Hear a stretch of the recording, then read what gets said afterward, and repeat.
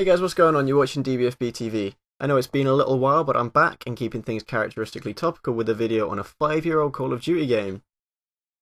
Now I love Modern Warfare 2, I really do. In fact, it's one of, if not my favourite game for the 360, and in my opinion, 25 days thoroughly well spent. In this video I'm going to be having a look at what makes this game wonderful, as well as some of its more glaring errors, and overall, how it came to be the beautiful mess that it is. Now, Modern Warfare 2 is quite commonly regarded as the game that could have been, except that Infinity Ward promptly stopped giving a shit about it when it came out, without altering some of its, let's say, more unbalanced elements. Of course, the reason for this lack of continued patching was because Infinity Ward had internal issues and a lot of devs actually ended up leaving. However, they did manage to squeeze out a couple of patches which fixed some of the stuff that was actually pretty fucking stupid. For example, they did for the first time in Call of Duty history drop the nerf bomb on a weapon in order to temper the infamous Akimbo 1887s, which had all the range of an assault rifle, but none of that silly aiming business to worry about. Just pull the triggers and get yourself a lovely triple kill. They also ironed out a couple of sizable glitches, which were a little on the silly side, such as the Javelin glitch, which essentially turned you into a walking nuke triggered by death. Clearly though, someone really liked this idea as they re-implemented it into Modern Warfare 3. Huh. He also got rid of the care package glitch, where holding an unthrown care package would turn you into a very stabby Sonic the Hedgehog.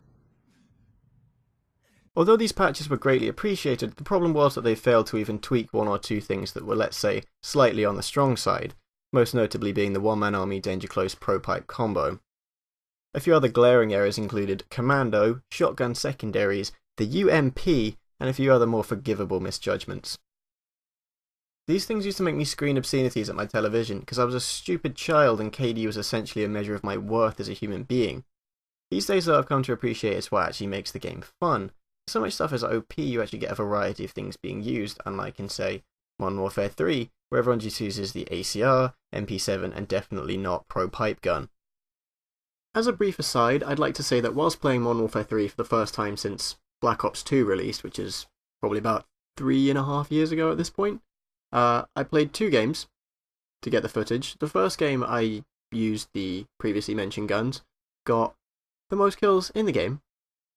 In the second game, I used the KSG and got Dead Man's Hand, which is a solid 7 death streak. So that's good.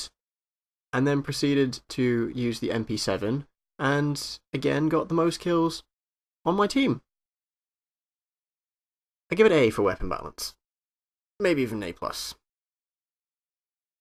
And now for a slightly awkward transition back into normal video because I thought of this way after the fact and could not be bothered to re-record the entire audio again, so enjoy.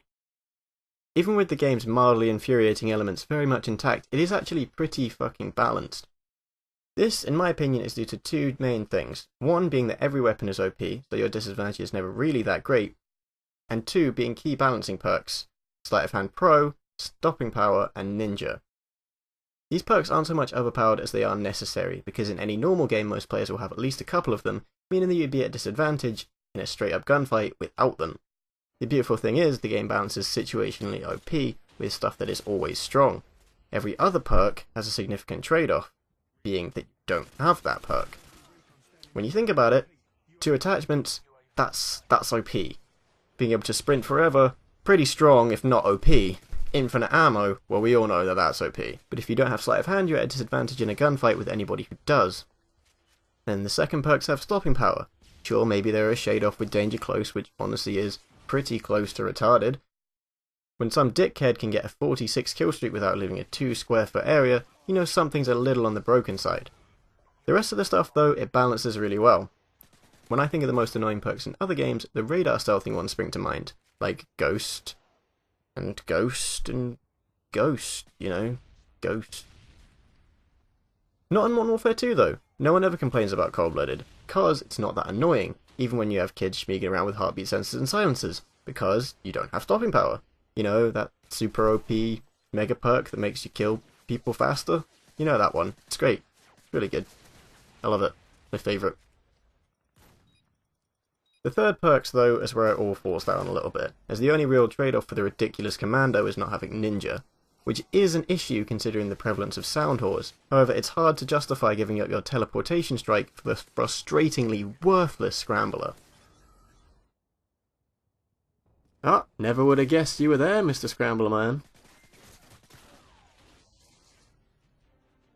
Shotguns are incredibly strong simply by the grace that they are secondaries, but there isn't a whole lot that could have been done outside of the dreaded nerf hammer or making them primaries, which for obvious reasons they wouldn't do. Admittedly, it is frustrating to be Spas 12 sniped, slain by a swift bam bam bam bam bam bam, take an M10 directly to the fields, or have the shit blown out of you by someone pressing both triggers at the same time whilst you are on their screen. At least the game does offer some competition with other very strong secondaries, such as Rafika Akimbo or the RPG. So really, that just leaves the UMP, which, you know, that one kind of is irredeemable. You can run that thing on any class, and it will be very strong. Even at long ranges, it is effective without stopping power.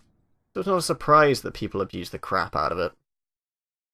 For all its beauty though, the game is still a bit of a mess, and there are several areas that to this day still bug me at least a little bit.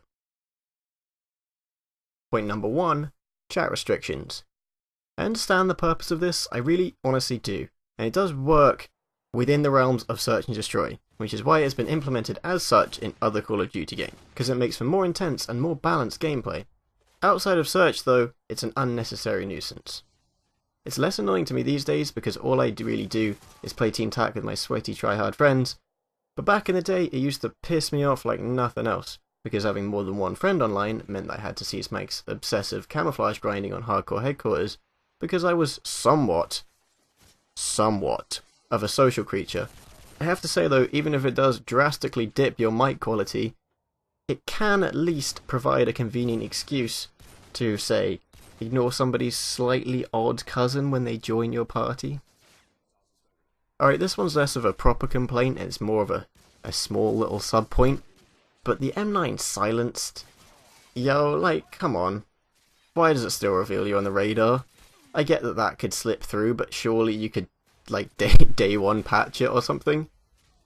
And yeah, I know it's M240 does it as well, but yeah, I don't use it, I don't care. Point number 2. Trick shotters.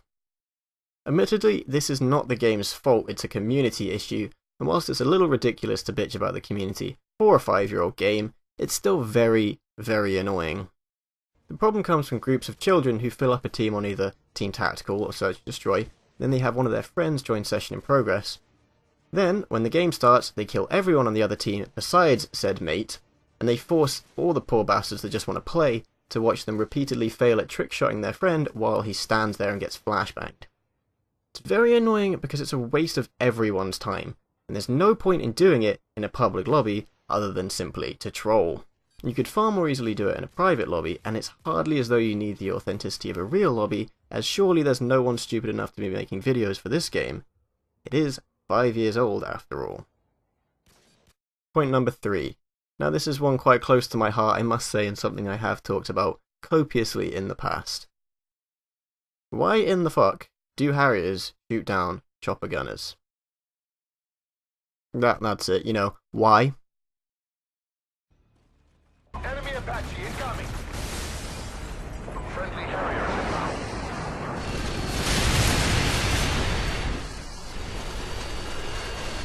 Fucking why? Doesn't make any sense. Doesn't make any sense. A Harrier, that's a 7 kill streak. Chopper gunner, okay, that's 11. So why does the Harrier win? It's so troll. I could have worked really hard to steal that chopper gunner from my teammate's care package, but heaven forbid I call it in while there's a Harrier inbound, or one on the map already because I'm a retard, and it gets shot down before it's even in the damn map. It's fair enough if it's a Predator that kills it, you know, because you gotta aim that. With a Harrier, just fucking does it. Don't have to do a damn thing. Why? Who in the fuck thought of that? Was it you? Was it you useless bellend? You're fucking stupid and I hate you. Hello, thank you very much for watching. I really hope you enjoyed my video. It took me a rather long time to make. I think I had the basis for the script written in about August, so, you know, a little while. But regardless of efficiency of video content creation, whatever, I did work pretty hard on it, and I'm pretty happy with it, to be honest. So yeah, I really hope you enjoyed it. But there's no more video now, so I'm just going to be rambling, basically, about what I'm going to be doing in the future for the next couple of minutes. So if you don't give a fuck, then I would suggest fucking off, basically. So basically, I do intend to keep making videos. I know it was a very, very long time since I made the last one, but I do intend to keep making them. However, I'm not going to be doing any more of the shitty Let's Play things that I used to do, because I'm pretty sure nobody liked them. And I did enjoy making them, but I did get a bit burnt out on them, so not gonna bother with those anymore. I'm gonna be making content more like this, more like the Devil May Cry versus Dante's Inferno video, which is done reasonably well in the last year, so hopefully, or the 2 years actually, I think it's been out. So that's good, I think, for all people that give a shit. It's just a bit more creatively demanding sort of thing. It's more enjoyable to make, and it allows me to express myself a bit better, and I feel like I'm just better in a scripted format rather than an improvisation format. So that's the reasoning behind that. The next video I'm going to make is going to be on Darksiders 2. Probably won't be about for a while because I have a lot of work to do on it. I have started it, sort of, but there's a lot to do. I haven't got very much on at the moment though, so we'll see, basically. But don't expect that for a little bit. And then the next video after that should be on a bunch of different games. I'll explain why that is in the video. After that, my intention is to make a video on each game that I play.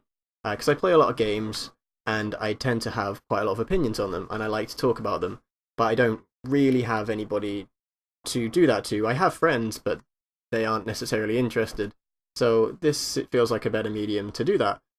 If anyone's interested, they can watch it. If no one's interested, then I still get to express myself, so it's all good. But obviously, some games I'll have more to say about than others. Like, if it's a game that I didn't leave much of an impression on me, then it might just be a 2 or 3 minute video, might just be shit. But some games I'll have quite a lot to say, and it might make quite a decent video. I know I have a few in mind, which I know I will have a lot to say about, basically, because I already do have a lot to say about them, and some of them I've only played for about 20 minutes. So those ones should be fun. Who knows when I'll get around to doing them, but I'll do them at some point. So yeah, TLDR, I'm going to be making more videos, hopefully of a better quality than what is mostly around on this channel. So look forward to that if you care. If not, good for you. But thank you very much for watching, and I will see you all next time.